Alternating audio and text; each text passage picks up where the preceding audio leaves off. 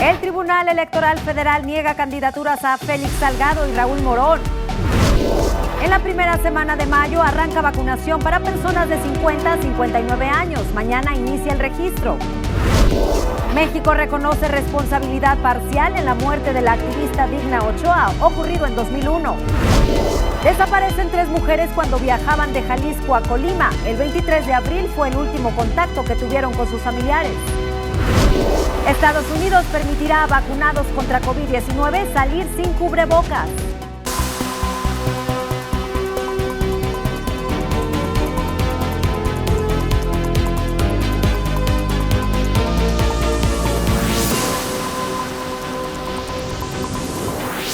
Hola, ¿qué tal? Soy Viviana Sánchez y esto es Latinus Diario.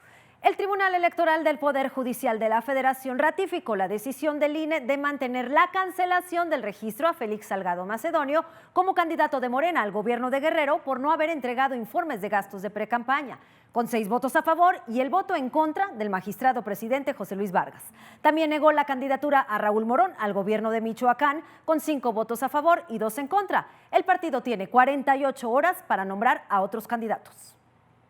La coalición Juntos Haremos Historia en Michoacán deberá sustituir la candidatura a la gobernatura de Michoacán Campo. El partido político Morena deberá sustituir al candidato a gobernador de Guerrero.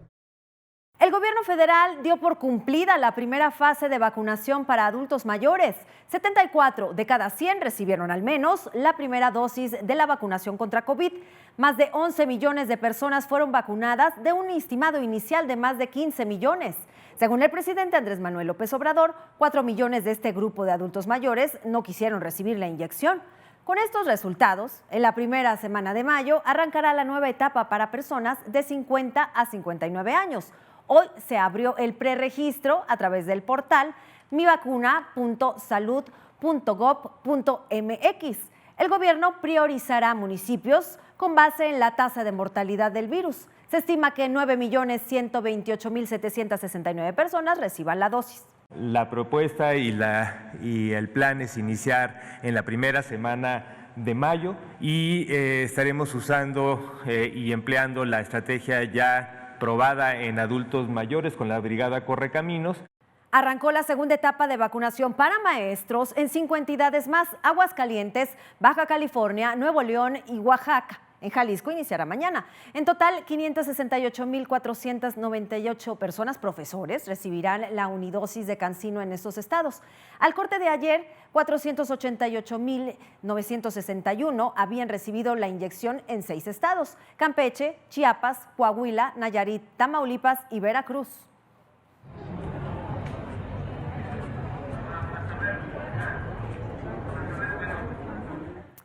En el arranque de esta fase surgió una nueva denuncia de simulación en la aplicación de la vacuna.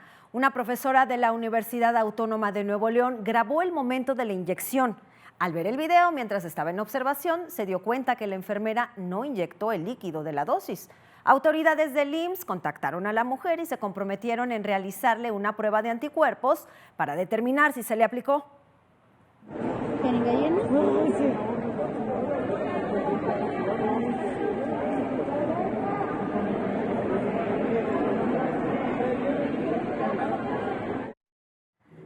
Ante las protestas de médicos privados, el subsecretario de Salud, Hugo López-Gatell, rechazó que se les haya excluido de la campaña de vacunación. Por ahí aparecen noticias falsas de que ya no se va a vacunar a nadie. Aún más falso es decir que se está excluyendo al personal de salud de dependencias privadas.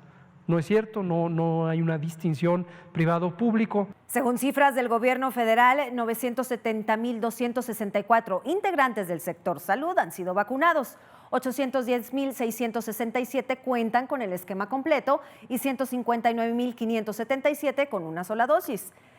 Y en la Ciudad de México arrancó la aplicación de segundas dosis en la alcaldía de Gustavo A. Madero en 6 sedes. Terminará el 2 de mayo. Se espera vacunar a más de 175,000 adultos mayores con el fármaco Sputnik V. Por disfrutar la vida. El canciller Marcelo Ebrard informó que busca que el gobierno ruso llegue a un acuerdo con México para envasar la vacuna Sputnik V. Sería la tercera vacuna envasada en nuestro país, después de la inglesa AstraZeneca y la china CanSino. La Secretaría de Salud alertó que hasta que no se termine la pandemia, no se puede descartar una tercera ola de contagios. Uno podría pensar que ya se terminó el riesgo. La respuesta es no, y sigue siendo importante hasta que se termine la epidemia por completo. En nuestro país suman 215.113 fallecimientos por COVID. Hay 2.329.534 contagios. La Secretaría de Salud reveló cifras de niños muertos en México. 600 menores han fallecido a causa de la enfermedad. México tiene el peor índice de letalidad entre los 53 países que cuentan con las mejores economías en el mundo, según el último ranking de Bloomberg. Le siguen Egipto, Brasil, Polonia, Argentina y Colombia. La Comisión Nacional de Honestidad y Justicia de Morena archivó la denuncia contra Félix Salgado Macedonio por violencia sexual al dar por muerta a la víctima Basilia Castañeda y considerar que el guerrerense no era candidato cuando se interpuso esta denuncia. En un comunicado posterior, la comisión morenista aseguró que se trató de un error de redacción sin mala fe. Basilia Castañeda lamentó la decisión de la Comisión Nacional de Honor y Justicia de Morena. En un comunicado criticó que no se investigaran los puntos solicitados y que sustente jurídicamente su resolución con base en el falso argumento de que murió. Aseguró que el supuesto error de redacción puede ser considerado como una amenaza de muerte de Morena. La defensa del menor que denunció por abuso sexual al diputado federal de Morena, Saúl Huerta, pedirá al juez reclasificar el delito a violación. Aclaró que el ministerio no ha mostrado voluntad de solicitar esta reclasificación. La abogada, Cecilia Calderón, aseguró que existen los elementos para señalar que Huerta violó y no abusó sexualmente de la víctima. A diferencia del delito de abuso sexual, el delito de violación amerita prisión preventiva. Y esta tarde la Fiscalía Capitalina presentó la solicitud de desafuero contra Saúl Huerta ante la Cámara de Diputados. Ayer, Morena le suspendió los derechos partidistas. Suman 4 denuncias por abuso sexual contra menores por parte de Huerta, 2 en la Ciudad de México y 2 en Puebla. El diputado de Morena por Puebla desapareció de redes sociales. Sus cuentas de Twitter y Facebook fueron desactivadas y vaciaron su casa de campaña, ubicada en una plaza comercial en Puebla. En la Ciudad de México, en marzo se reportaron 13 feminicidios, un aumento del 85.7% respecto al mismo periodo de 2020. También se registraron 205 violaciones, un crecimiento de 40.4%. La fiscal Ernestina Godoy dijo que el incremento se debió a que subió la confianza de las víctimas para denunciar. Esto nos parece que es una muestra de que las mujeres empiezan a tener confianza de que van a ser atendidas y sancionados sus agresores. Mujeres que viajaban de Tonila, Jalisco a Quesería, Colima, fueron reportadas como desaparecidas desde el 23 de abril. La red de desaparecidos en Colima pidió la colaboración de autoridades de Jalisco para buscarlas. Están identificadas como Rosario Guadalupe Sánchez Pérez, Lucía Trillo Rangel y Liliana Lisbeth Martínez Flores. La Comisión de Quejas del INE ordenó al Partido Encuentro Solidario bajar un video donde expone su rechazo a que personas del mismo sexo puedan adoptar. También porque en el anuncio aparecen menores de edad sin el consentimiento de sus padres. Morena definió a la mayoría de sus candidatos que buscarán ser alcaldes en municipios del Estado de México. Varios pretenden ser reelectos, como Patricia Durán Reveles en Naucalpan, Fernando Vilchis en Ecatepec, Ruth Olvera en Atizapán de Zaragoza y Raciel Pérez en Tlanepantla. En la lista no aparece el nombre del aspirante que buscará ser alcalde de Huixquilucan. El candidato del PRI a la alcaldía de Santa Catarina en Nuevo León, Ramiro Ayala Garza, murió ayer causa de un infarto tras acudir a una revisión médica. Jesús Nava, aspirante del PAN a la misma alcaldía, envió sus condolencias. La candidata de Morena a la presidencia municipal de Pilcaya, Guerrero, Marisela Morales Ortiz, fue agredida por policías municipales y estatales. El secretario general de Morena en el estado, Marcial Rodríguez, responsabilizó a la actual alcaldesa Sandra Velázquez Lara.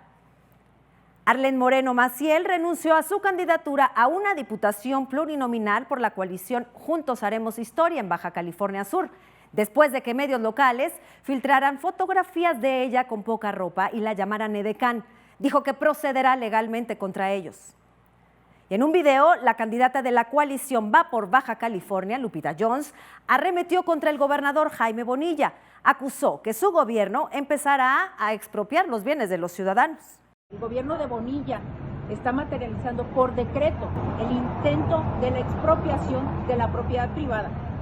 Tu casa, tu negocio, el patrimonio de tu familia por el que has trabajado años para construir, están en riesgo de que te sean arrebatados de la manera más arbitraria. Juan Carlos Martínez, candidato del partido Fuerza por México al gobierno de Querétaro, presentó una plataforma de denuncia ciudadana en Facebook, a la que bautizó como El Estupidómetro. Aseguró que ayudará a identificar propuestas absurdas de los aspirantes que buscan un cargo en las elecciones del 6 de junio. La UNAM presentó el portal Análisis Electoral 2021. Dará seguimiento a las decisiones de las autoridades electorales en las elecciones. El portal fue creado por expertos del Instituto de Investigaciones Jurídicas. Crescencia Díaz Vázquez, maestra indígena chiapaneca, acudió nuevamente al Tribunal Electoral Federal para impugnar la ratificación de la candidatura a Diputación Federal de Manuela Obrador, prima del presidente López Obrador. Nuestra dignidad no se vende, como se los he dicho en varias ocasiones, y es por eso que me presento nuevamente acá para decirles que vamos a agotar los últimos recursos. Al ser cuestionado sobre las constantes violaciones del presidente López Obrador a la veda electoral, el consejero jurídico de la presidencia, Julio Scherer, pidió taparle la boca a los periodistas. Tras la declaración hecha en una entrevista con Carmen Aristegui, Scherer ofreció disculpas. Hay que taparle la boca también a los reporteros. Hay que decirle a los reporteros, usted no puede preguntar de esto y no puede preguntar del otro, porque entonces pone en riesgo al presidente. En la segunda audiencia ante la Corte Interamericana de Derechos Humanos, México reconoció parcialmente su responsabilidad en el asesinato de la defensora de derechos humanos, Digna Ochoa, ocurrido el 19 de octubre de 2001. Se esperará la sentencia de este organismo. El homicidio fue investigado por el entonces procurador capitalino Bernardo Batis, quien compitió con Alejandro Gertz Manero por la Fiscalía General de la República. Y un juez federal giró una quinta orden de aprehensión contra Tomás Cerón de Lucio, exdirector de la Agencia de Investigación Criminal, por presunta tortura a Felipe Rodríguez Salgado El Cepillo, operador del grupo criminal Guerreros Unidos, involucrado en la desaparición de los 43 normalistas de Ayotzinapa. La unidad especializada en investigación y litigación del caso responsabilizó a Cerón de torturar al supuesto delincuente dentro de las instalaciones de la entonces PGR. La bancada de Morena en la Cámara de Diputados definirá mañana si procede el desafuero contra el gobernador de Tamaulipas, Francisco García Cabeza de Vaca, acusado por la Fiscalía General de la República por presuntos delitos de operaciones con recursos de procedencia ilícita, delincuencia organizada y fraude. De no discutirse antes del viernes, último día del periodo ordinario de sesiones, legisladores podrán solicitar un periodo extraordinario a la Comisión Permanente.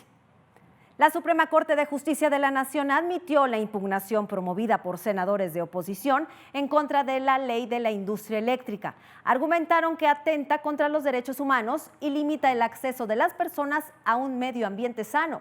El presidente López Obrador solicitó a la Suprema Corte revisar las suspensiones definitivas que mantienen congelada la reforma. En 2020, el 6.1% de la población infantil de 6 a 14 años no asistió a la escuela, a comparación del 3.5% registrado en 2015. Esto significó un aumento del 74% según el índice de rezago social revelado por la Coneval. La próxima semana, Alejandro Giammattei, presidente de Guatemala, visitará México para tratar el tema migratorio. El mandatario López Obrador insistió en la importancia de impulsar el programa de reforestación Sembrando Vida a Centroamérica, con el apoyo de Estados Unidos. Durante un entrenamiento en la Academia de la Guardia Nacional en San Luis Potosí, las cosas se salieron de control. Elementos empezaron a pelearse mientras realizaban una simulación de cómo deben actuar cuando se encuentran frente a civiles en una manifestación.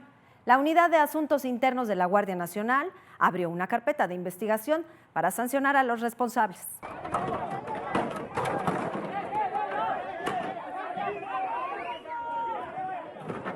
El INAI aprobó presentar una acción de inconstitucionalidad contra el padrón de usuarios de telefonía móvil ante la Suprema Corte.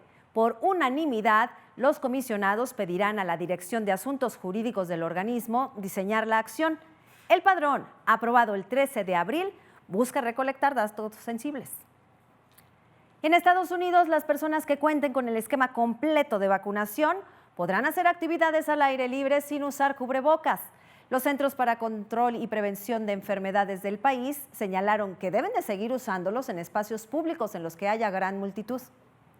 Luego de este anuncio, el presidente Joe Biden recordó que 67% de los adultos mayores ya tienen el esquema de vacunas completo y que el 80% cuenta con al menos una dosis. Pidió a quienes no han sido vacunados no relajar las medidas y los invitó a sacar una cita cuanto antes. The bottom line is clear. If you're vaccinated, you can do more things more safely, both outdoors as well as indoors. La crisis por la pandemia en India empeora. En la última semana promedian 330,000 nuevos casos diarios y casi 2.500 muertes por día, aunque medios locales denuncian que la cifra será mucho más alta. La incapacidad para procesar la cantidad de cuerpos ha obligado a la gente a realizar cremaciones masivas en las calles. Empezó a llegar al país la ayuda internacional. El presidente de Estados Unidos, Joe Biden, anunció el lanzamiento de la Operación Centinela contra el tráfico ilegal de migrantes en la frontera con México. Forma parte de la estrategia para frenar la migración. El secretario de Seguridad Nacional, Alejandro Mayorkas, dijo que tiene como objetivo desmantelar las organizaciones delictivas transnacionales que introducen clandestinamente a los migrantes en los Estados Unidos. El gobierno estadounidense capacitará a agentes guatemaltecos que están encargados de proteger las fronteras del país y frenar la migración irregular. La vicepresidenta Kamala Harris se comprometió a enviar $310 millones en ayuda humanitaria al país centroamericano. La Junta Militar de Birmania condicionó su compromiso de acabar con la violencia contra civiles. Ayer, una manifestante murió a causa de los disparos de las fuerzas de seguridad. En Indonesia se viralizó un video de la tripulación del submarino que naufragó con 53 personas. Las imágenes se grabaron hace unas semanas como despedida a un comandante que se iba a retirar. Muestra a los marinos cantando la popular canción indonesia Sampai Jumpa o Hasta que nos volvamos a encontrar.